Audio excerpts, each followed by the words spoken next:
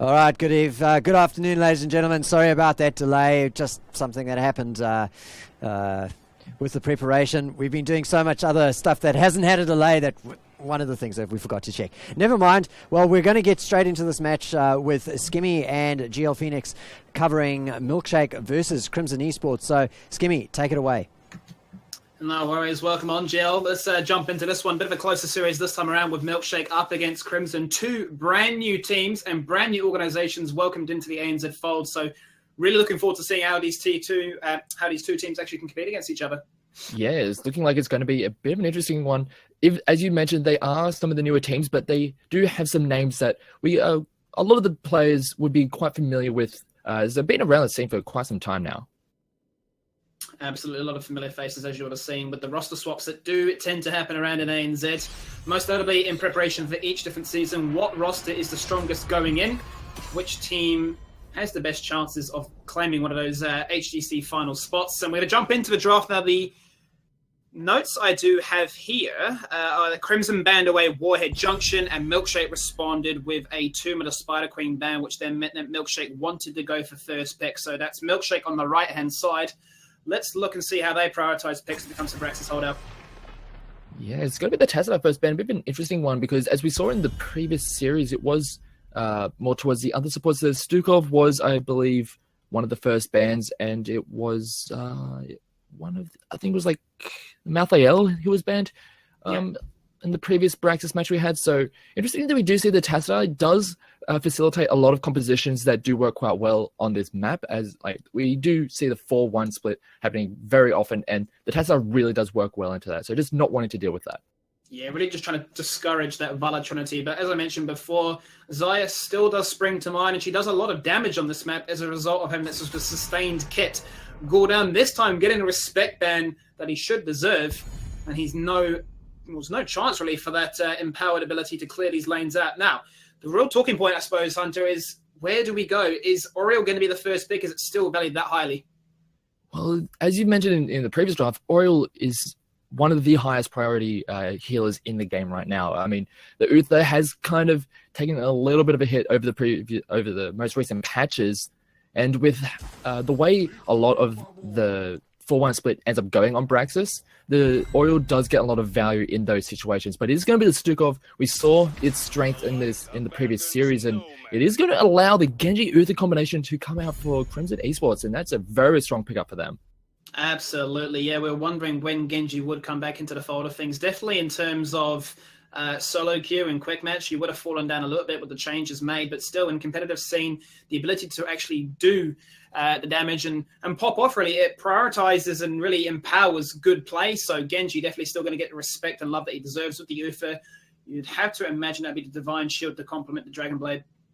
Yeah, just pretty much going all in on Genji, just wreaking havoc once we get to level 10. But now we just have to see where Milkshake decides to go with their composition. They have the Stukov, and now we just have to see what they want to try and facilitate the rest of the composition with. It is going to be the Greymane and the Arthur. So really wanting to have they've got a very well-balanced trio already picked up for them. So nice start to the draft from both sides, to be honest. I'm liking this a fair bit. I say they'll have the ability to actually really sort of sustain themselves in that 4-1 split. Won't fall too far behind in the early game pressure. And be it we talk about sustain being the key element. Lieutenant Morales really was the go-to now, but Stukov in that first pick role might be the new challenger to sort of tackle that spot. Yeah, his healing gets a little bit ridiculous. We saw it in the previous game where once he starts stacking up that level 4 quest talent and it actually manages to get completed, even though it did get a bit of a tuning down on the most recent bounce patch, it is still an incredible amount of healing, and he can do it relatively quickly.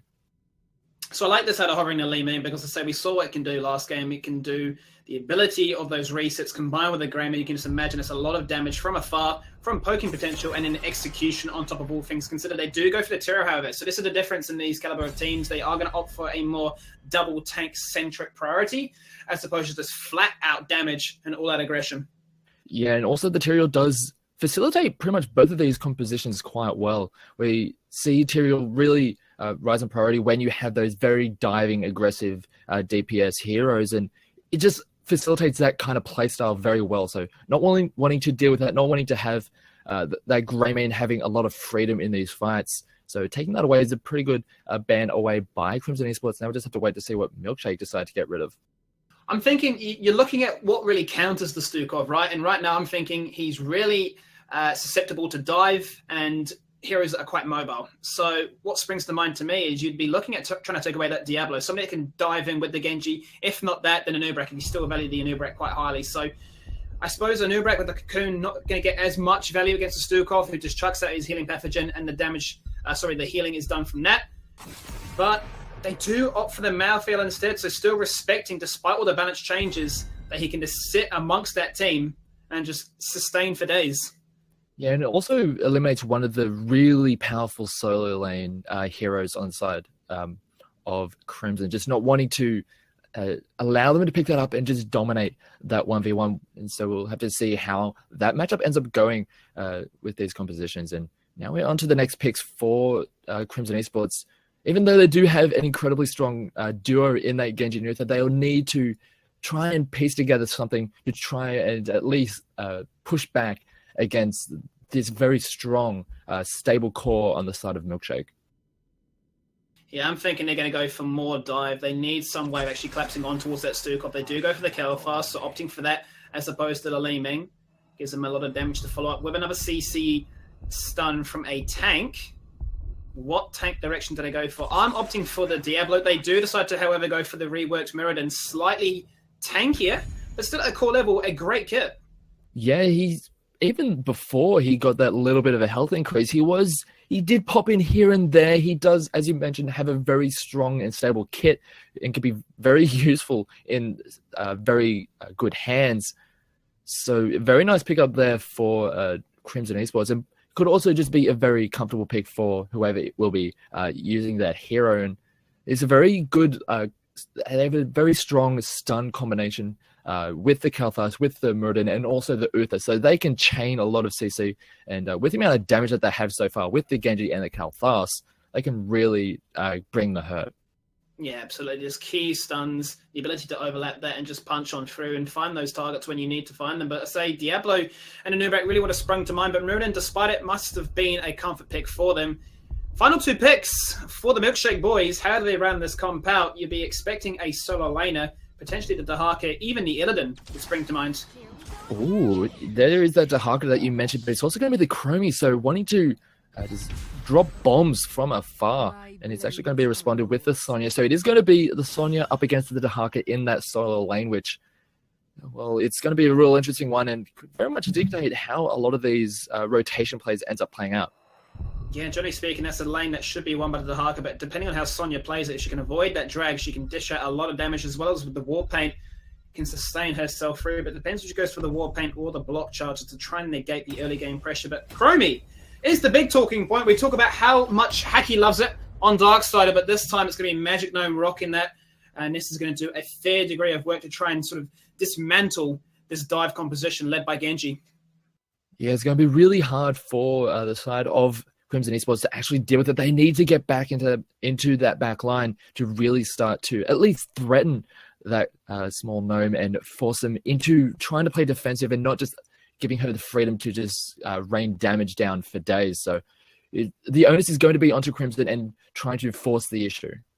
100%. I say they can definitely look to sit back if they want to. They'll have that sustaining element with the Muradin, with the healing static later on, as well as both the Sonya too. But I say if they do stick back, they're going to get met with a lot of damage from afar. Not even that, but just the lurking arm, as well as the potential to slow down the sort of sustaining element that they bring to the table. But let's introduce both of these teams. Crimson Sports up against Milkshake. On the left-hand side, in the blue, team captain Altivian playing Genji, Leica on Muradin, Azure on Kelfas, Jesmez on Sonya, and Moondred supporting with Uther.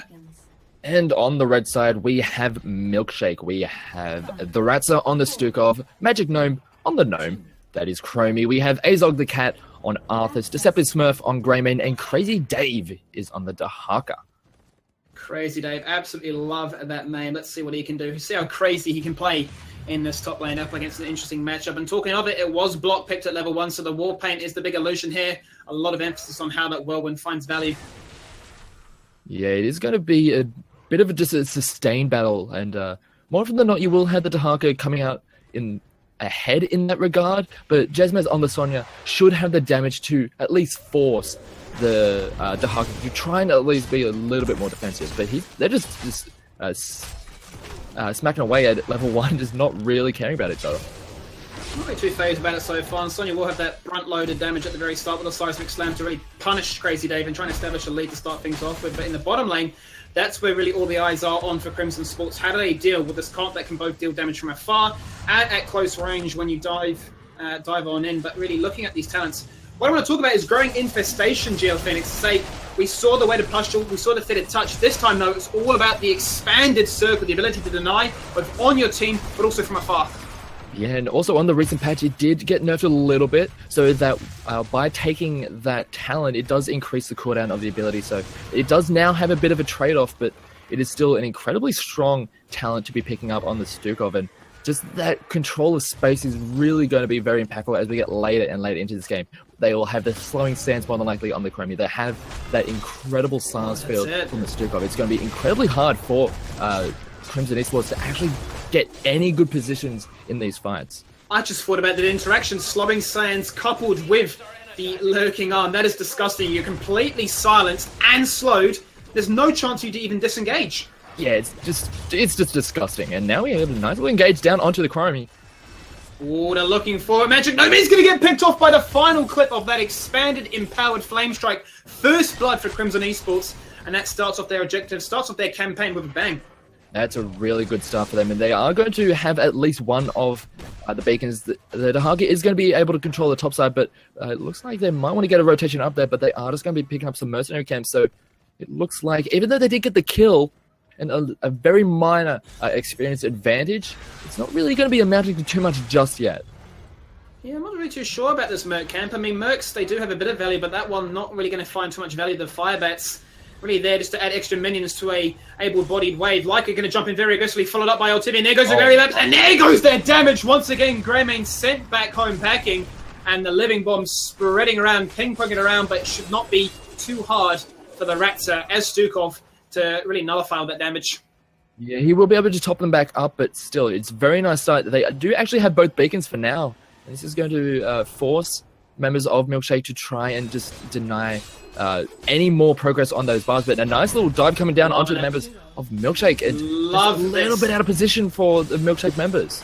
The coordination of the CC, they're going 1, 2, 3, and they just pick up targets like it's easy pickings. They do get their cap once again. They find themselves in a 1-level lead quite comfortably too. 3 kills to none, and another 100% Zerg wave. Oh, this is going to be a little bit rough to deal with. They do have a reasonable amount of wave clear with the Greymane and also the Chromie, but she's going to get dived and just a little bit out of position, and that's another kill going over to Crimson Esports. And well, they're just making this dive heavy composition, or at least the dive heavy and control heavy composition work out really well early on. It's doing wonders right now. They realize what their conditions are, and right now it seems to be that Milkshake aren't respecting the call because they're getting picked apart one by one. 4 kills to none right now. This Zergwave still extremely healthy on, and much the same as we saw in the previous series. They can look to expose this keep, break down the wall, and open up that win condition for the following Zergwaves.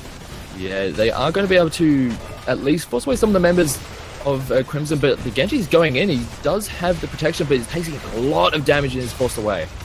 Now this is where it starts to get hasty, because the longer they stick around here, this is when they start to take damage. Reflect is up, claims is there, but it's not going to matter. Genji does fall. Looks to be that Milkshake pick up the kills. They do get the collapse upon from that overstay, and that's where they start to win. If they can get the control, they will win those team fights every single time. Yeah, is this about controlling space that the Milkshake boys need to actually really be very aware of coming into these fights? Because we do have the Chromie who, if caught out of position, is going to die immediately. We've seen it several times already. Once that Chromie goes down, that's a lot of their upfront burst damage out of the way, and we do see this massive rotation coming up from Milkshake. They're trying to take out Jesmez on the Sonya, and now he's in a very precarious position. Jesmez is running. He gets caught by the Howling Blast, and the Dragon Breath's going to come across the Lurking Arm, also looking to do wonders. 4 members go for the kill. They get the kill, and they make that rotation worthwhile. Yeah, very nice rotation there. Jesmez just not really respecting the potential of the team coming up, and now we have an engagement coming out from the rest of Crimson. Counter measurement. There goes the CC chain once again. They just look to find it every single time. and it works like a T. But the damage from Magic Dome is starting to ramp up. You can see there, despite the kills not coming across for them, he is starting to really pack a punch with that combo of his own. Yeah, it is going to be relevant damage throughout the majority of this game. It's just a matter of getting those abilities to lane consistently and against the high priority targets, and trying to force the Uther to really spread out some of his healing. He does have some good healing numbers, but if you force him to try and kill too many members at once, it can get a little bit bogged down, as we do have Azog moving forward, but taking a lot of damage in return. There it goes once again, the CC chain, this time onto Azog the Cat, and as a result of him being a tank, he is going to live through it all, but it's starting to ramp up. And Crazy Dave's getting aggressive. He said, I've had enough. You guys are about to hit level 10. Let's force the fight. Leica is so low. He's going to get away. Beautiful Granny Labs. But it's not enough because the cocktail clipping the gate, getting that splash damage and getting the kill. They're still not level 10. They finally hit it, but it doesn't matter. Milkshake pick up a double kill, and they played that one perfectly. That was so brilliant. It almost saved the Muradin with that perfect gravity lapse coming out of the Califas, but that nice cocktail going straight through the wall, managed to finish that off. And as you mentioned, just perfectly played from the members of Milkshake. They saw that it had that very minor window before the level 10 was reached by Crimson, and they just hit it perfectly. So a nice fight there. This should give them the space to get level 10 themselves, and at least deny some potential beacon phase progress for the side of Crimson. Speaking of small windows of opportunity, it looks like it's Crimson's chance to try and even the deal. Burrow is used very early on by Crazy Dave. They're going to drag on in Jesmus, and he takes a lot of damage straight to the face, but it doesn't matter. There goes the Divine Dragon Blade ultimate in the backline, looking to expose out a weak member. Magic Nun gets completely baited out. The Swift Strike is there. The reset comes across. They pick up a triple kill for their efforts. Botkeep is still exposed as a result of that previous Zerg wave, but they can now look for the rotation after this, get another 100% Zerg wave, and with perfect defense at level 7 for Genji, Boss is a very likely outcome too. Oh yeah, and as we were saying in the previous fight, it was just before Heroics on the side of Crimson Esports that really swayed it in favor of Milkshake. This fight, it was the Heroics that were the difference. Milkshake did not have them yet. They were still trying to get there, but they still were just not able to repel that fight, and they paid for it, and they are going to be punished in a nice fight there. For Crimson, they do pick up that keep, and it looks like they're going to at least get some progress on the beacons, but all of the members, or most of the members of Milkshake are coming in, and they want to fight. This is where it starts to get really cool. The interaction between both Lurking Arm and the Slowing Sands completely denying the potential to pick up that point. There goes the fight. Once again, Cursed Bullet comes across. He's going to burn down Moondrew, but he does have the tap available, does have that sustaining element to run with. A 2-level lead, quite healthy at that as well for Crimson, who are just looking just to rotate. They're kind of a little bit hesitant right now as to whether they go for the top lane or the bot lane. Sonya's actually just picking up a camp in the meantime, looking to try and keep pressure in that bot lane. The keep is there, the catapults are pushing on through. The fight in the top lane is really where they want to go for. But the interaction between both those ultimates, or both Lurking Arm and Slowing Sands, is proving quite cumbersome. It's going to be really hard for the members of Crimson to actually get in there, but to be honest, they don't need to just yet. Or now that they said that the Hunker is on the bottom side of the map, they've realized that they have some space to move in. They do end up swaying that beacon back in their favor, and this is with the keep down on the bottom side, and also those mercenary games that the Sony picked up, as you mentioned. This is forcing the Hunker to have to play to that. As Exo gets engaged upon it, it's doing a lot of damage. There you go, GL. They're going to go straight in with the fight. Once again, Divine Dragon Blade. The shove is used, but the rats are completely exposed without him to stand still for all that time. A double kill to start things off here for Crimson on the peak of hitting level 13 too. As a result of that lane pushing against him, you're quite right. The dance was done. It was done perfectly as a result. They pick up the advantage. They pick up the double beacon too, and now they have a real chance at a win condition. Yes, this wave on the bottom side still has to be dealt with on the side of Milkshake. They can't really step out of their base too far, and this is inevitably going to be a 100% Zerg rush for the side of Crimson Esports, and this is going to be a real tough one for Milkshake to deal with on the top side of the map. I just love how that reflex sounds when it's bouncing against the boss. So much value, which is now going to be pushing in the top lane, which is where that Zerg wave will also coincide too. So now you're in a bit of an interesting situation as Milkshake. It's all about this one single defense in the top lane. They need to get interaction between both Slowing Sands and the Lurking Arm to try and find that aggression, to try and disrupt what happens when they go for this sort of 3-man stun collapse and try and turn the fight in your own direction. going to be incredibly rough for Milkshake. They do have some tools to try and play around some of the space, but with how much how much is going to be pushing in against them, that boss is going to absolutely shred everything and anything that gets in its way. This massive Zerg wave is going to be hard to deal with. The Phoenix has been dropped as well, so there's so much on the side of Milkshake that they have to deal with that they're just having to pretty much just sack this keep and try and defend on core at this point. Oh my god. Dahaka smashed before he can even use the burrow. He is just deleted off the map. All things said and done. Lycra in the backline. Look, try to take out Deceptive Smurf, who is taking a lot of damage himself. As of the cat is popping those ghouls like it's anybody's business. He's still alive, but not for long. Caster's Curse puts him in the dirt. They're on towards the core. 12 kills to 4. And much like series number 1, this game is said and done in 11 minutes flat. GL, what a way to start things off for Crimson Esports.